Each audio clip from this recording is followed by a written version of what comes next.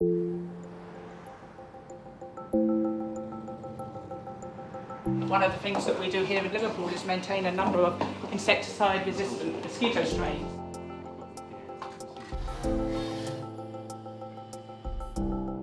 George, the UK has been an amazing leader in malaria, and it's something you've personally backed. Why is it so important?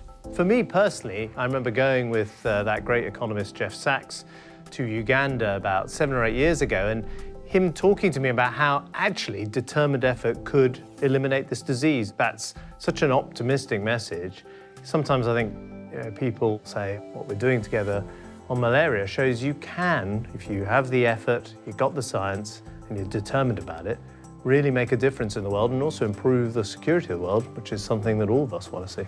Malaria is a great story. The deaths used to be over double what they are today, and the bed net's been a key part of that. We'll make sure that we have that tool to keep the death rate going down. You're someone who sees a problem and works out whether it can be solved. Do you say it is possible to eliminate malaria in our lifetimes? The world's only eradicated one disease ever, which was smallpox back in 1979.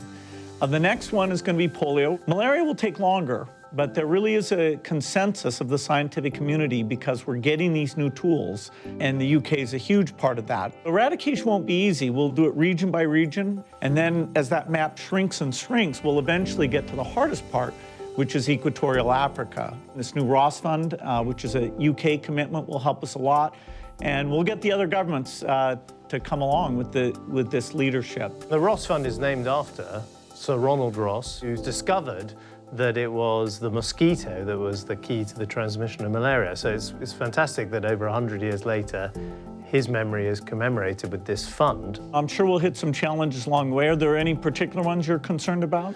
I think the big emerging issue is drug resistance. This is the resistance to the kinds of drugs that we've been using all over the world to tackle diseases and save lives. And the people who suffer most are not actually people in developed countries like Britain or America, but people in some of the poorest countries in the world. They're going to be the losers if we don't tackle this problem.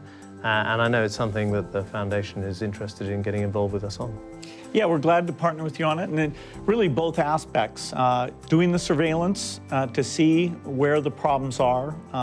That requires going out, building up labs. And second is to make sure we've got the R&D money. We need new classes of drugs here that don't have these same problems. I really appreciate the partnership we have with the UK. Well, it's great to have you in Liverpool.